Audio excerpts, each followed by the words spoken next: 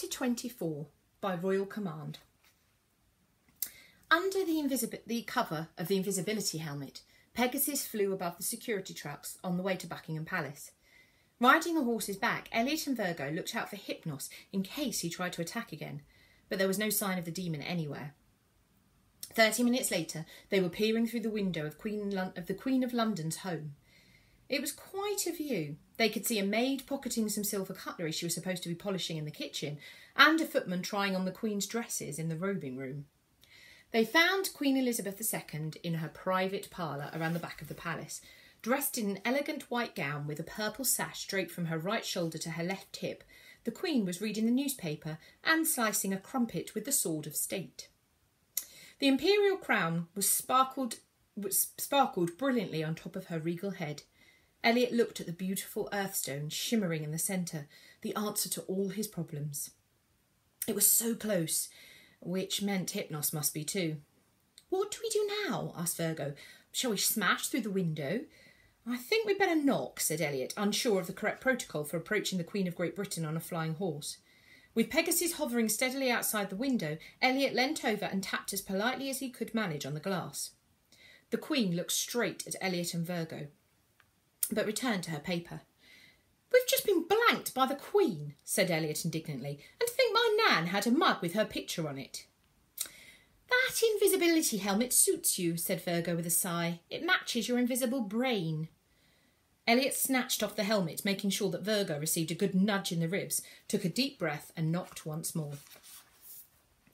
The Queen looked up again. If she was startled to see two children on a flying horse outside her window, she had the good manners not to show it. Elliot smiled politely and Virgo gave her an enthusiastic wave, which the Queen courteously returned with an elegant swivel of her wrist.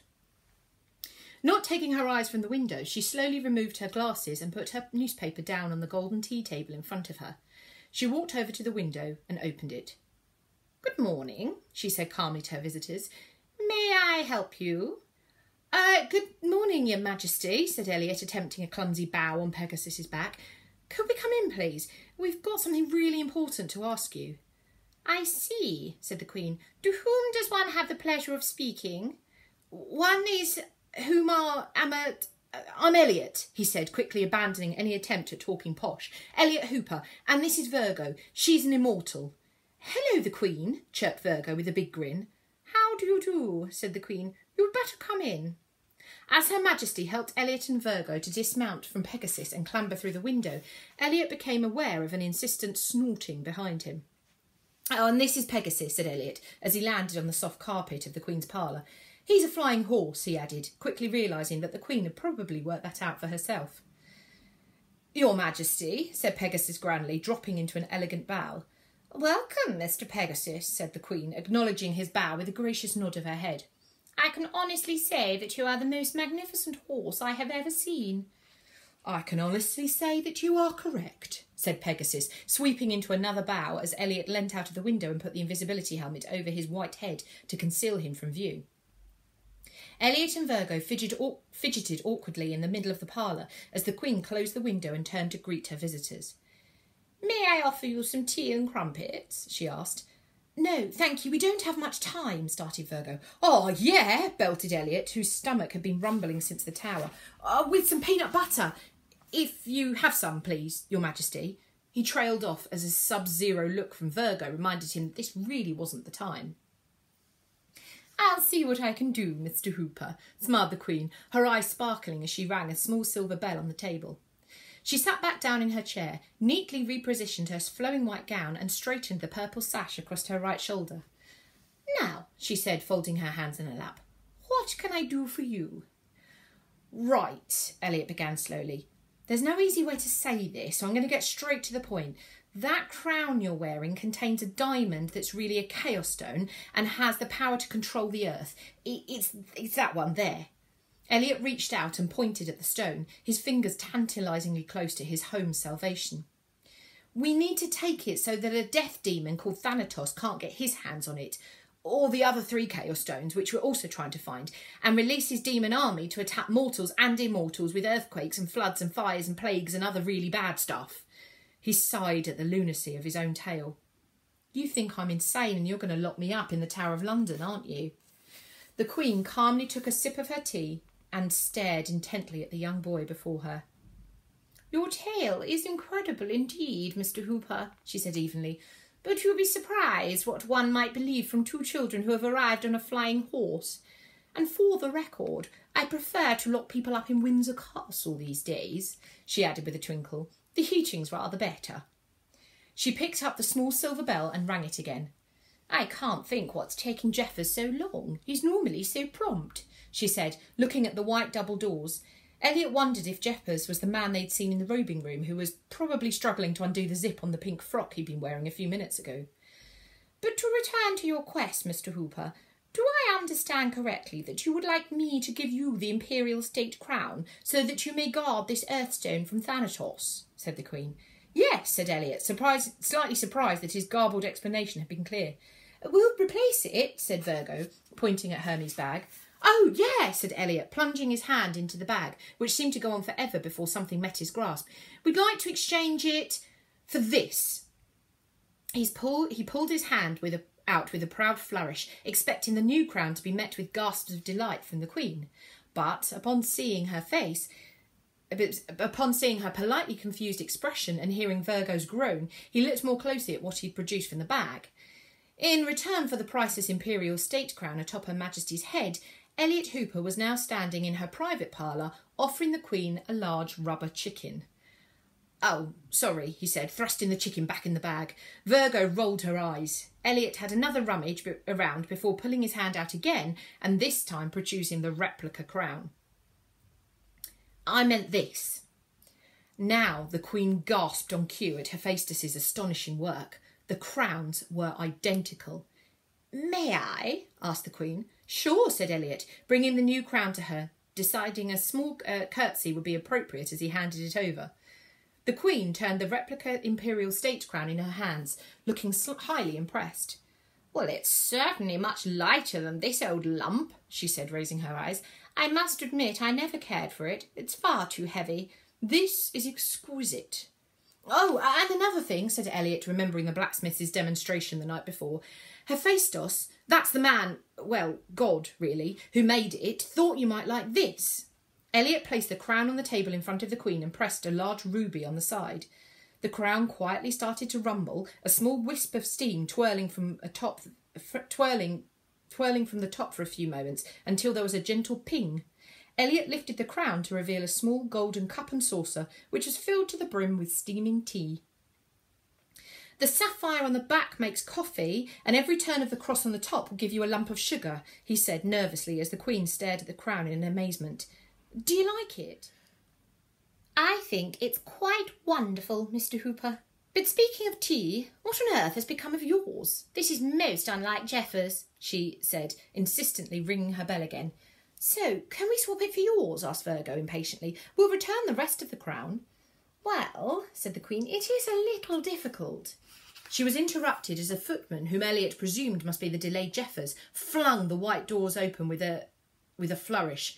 "Here's Jeffers," he sang, throwing his arms wide open. Jeffers," said the Queen cautiously, "would you be so kind as to fetch my guests?" "Get it yourself, Granny!" Jeffers laughed, looking from one crown to the other. "I beg your pardon," said the Queen. "Which one's got the earthstone?" grinned Jeffers, holding out his hand. "Give it." "I can't say I care for your tone, Jeffers," said the Queen warily, rising to her feet. "Whatever's got into you?" "That would be me!" screeched the footman, his face growing wings and wildness as he disassembled back into Hypnos. "Now, hand over the goods, you wrinkly royal!" If the Queen had any thoughts about her footman melting into a winged demon, she kept them to herself. Elliot looked around the room to see what he could use to defend his elderly monarch. He had placed Her Majesty in great danger. It was down to him to protect her. "Give me the crown and I'll let you get back to your nap, Nana," winked Hypnos. "You'll have to get through us first," shouted Virgo, charging at Hypnos, hoping to knock him off his feet. But her small frame was useless against the demon of sleep, who picked her up and threw her against the wall like a used tissue. "Have it your way!" Hypnos snatched at the Queen, pushing her aside to get to Elliot, leaving the monarch in a pile of lace petticoats on the floor. "I'll deal with you in a minute, Queen. First things first." Hypnos seized Elliot by the neck. Grabbing the nearest thing to hand, Elliot hit the demon with a gold cake stand, but he may well have attacked him with a banana. Without even flinching, Hypnos lifted Elliot off the ground and started to choke him. Thanatos says hi, he smiled, raising his trumpet to his lips. Sleep well. No, you don't, screamed Virgo, running at the demon again, jumping on his back and smashing the Queen's teapot on his head. Hypnos dropped Elliot and the trumpet to the floor with a shriek, holding his burning head in his hands. Virgo kicked his trumpet away. Playtime's over, he shouted, wiping scalding tea from his eyes. He walked menacingly towards the window that Elliot and Virgo were struggling to open while Pegasus kicked at the glass. Hypnos reached them before they could make their escape and towered over them, holding his fists aloft. Sorry, kids, he winked as he drew himself up to his full weight behind the blow. This is gonna hurt. But at that moment, a heavy object flew across the room and smacked him hard on the back of the head. Oi! He shouted, spinning around to see what had clobbered him. One doesn't think so, Hypnos, declared the furious Queen, her neat hair dishevelled where she'd pulled the imperial state crown from her head and hurled it at the demon. Prepare yourself for a right royal kicking. And with a great wrench, the Queen whipped off her full white dress to reveal a black ninja outfit underneath. Unencumbered by her gown, she leapt up into the air and backflipped across the room, hitting Hypnos square in the chest with a flying double-footed kick. Elliot and Virgo just had time to jump out of the way before Hypnos crashed against the wall, winded by the Queen's attack. Hypnos reached for his trumpet, but the Queen sprang off her back to her feet with a neat flick, spinning her purple sash around to expose 4 ninja stars on her back. She aimed them expertly at the demon, who defended himself with a priceless vase. When all 4 had been thrown, Hypnos retaliated by hurling the chipped vase at the Queen, who smashed it with a yell and a spinning kick on the heel of her court shoe. Hypnos ran at the tea table and threw it blindly at the Queen, but Her Majesty simply cartwheeled across the room, caught it, snapping it over her knee and twirling the golden legs threateningly at the demon. Elliot and Virgo watched with wide mouths the size of dinner plates as the Demon of Sleep and the Queen of the United Kingdom of Great Britain and Northern Ireland, her other realms and territories, head of the Commonwealth and defender of the faith, circled around the room, neither taking their eyes from the other as they waited to see who would make the first move. Hypnos was the first to strike. With a clumsy lunge that the Queen easily sidestepped, thwacking the demon on the back with both table legs as he passed. But Hypnos recovered more quickly than she expected and immediately lunged again, this time catching the Queen off guard and snatching one of her table legs. A furious duel began. Hypnos and the Queen fighting each other with table legs like swords, chips of wood flying everywhere as they thrust and parried around the room. "Elliot, duck!" cried Virgo as another vase got caught up in the battle and hurtled towards Elliot's head, smashing against the wall behind them, with a split second after he dived out of the way. The frantic battle continued. Hypnos's brute strength an even match for the Queen's skilled swordsmanship. With an almighty swing, Hypnos blasted the table leg from the Queen's hand, forcing her to dive across the carpet to avoid being smashed by Hypnos's weapon. "Mr. Hooper," called the Queen politely as she ran up the wall and crouched on the top of a cabinet, "would you be so kind as to pass one the sword of state, please?" Elliot saw the ornate red and gold scabbard at his feet. He picked it up and threw it to the Queen. "Thank you so much," she said with a smile, catching the sword mid-air as she performed a flying front somersault from the top of the cabinet mere seconds before Hypnos smashed into it. The 2 warriors paused for a moment on opposite sides of the room. The Queen unsheathed the sword of state to reveal the brilliant silver blade. She raised the sword above her head and prepared to charge. "Hypnos!" she bellowed, her eyes ablaze with fury. "Kiss one's royal bottom! Ah!" Her Majesty ran at the terrified demon, who raised a splinter of chair leg to defend himself from the murderous monarch before thinking better of it and running away. The Queen chased Hypnos 3 times around the parlour, holding her sword above her head and roaring her terrifying battle cry. Hypnos tried to grab his trumpet, but the Queen was too fast. She made for the window and launched herself headlong at it. Wood and glass shattered everywhere as the Demon of Sleep threw himself outside, disassembled into a pigeon, and flew out of sight. Elliot and Virgo turned back to the demolished room where the Queen was zipping up her white gown and smoothing the worst of her dishevelled hair. She picked up the 2 halves of her broken teapot. "I never really liked this set anyway," she said as the real Jeffers burst into the room, still in the pink dress, but with a lump the size of an apple on his head. "Your Majesty," he cried, taking in the destruction of the sitting room. "Are you all right, ma'am?" "We are fine, thank you, Jeffers," said the Queen calmly, "but Mr. Hooper would like some crumpets and peanut butter, and we might need a new table." "Yes, ma'am," said a confused Jeffers, who backed out of the room, rubbing his wounded head and trying not to trip on the hem of his dress. Elliot picked up Hypnos's trumpet and put it into Hermes' satchel. The Queen walked over to the Imperial State Crown and handed it to Elliot. "I think you had better take this, Mr. Hooper. Clearly it could do great harm in the wrong hands." Elliot took the crown reverently in his hands. He'd got it. He could save Home Farm. "Thank you, ma'am," he said quietly. "Sorry about the mess." "Don't worry about that," said the Queen, "and good luck finding the other stones. If I can be of any further assistance, you know where to find me." "Yes, ma'am," said Elliot, as Jeffers reappeared with a plate of buttered crumpets and a silver pot of peanut butter. "Thanks." "Now, if you'll excuse me," said the Queen, "I must prepare for the ceremony. I can't possibly open Parliament with my hair like this." She extended a hand to Elliot and Virgo. "Goodbye, Miss Virgo. Goodbye, Mr. Hooper. I've a feeling we're going to be seeing a lot more of you." And with a regal smile, Queen Elizabeth II turned to leave the room, crunching over broken glass and china with every elegant step. "Your Majesty," Elliot said admiringly to her retreating figure, "you rock." "One knows," said the Queen with a wink. The rest of the Queen's Day passed as planned. The state opening of Parliament proceeded without a hitch. Most observers wouldn't have noticed anything extraordinary as the Queen watched serenely over the proceedings, playing her regal role to absolute perfection.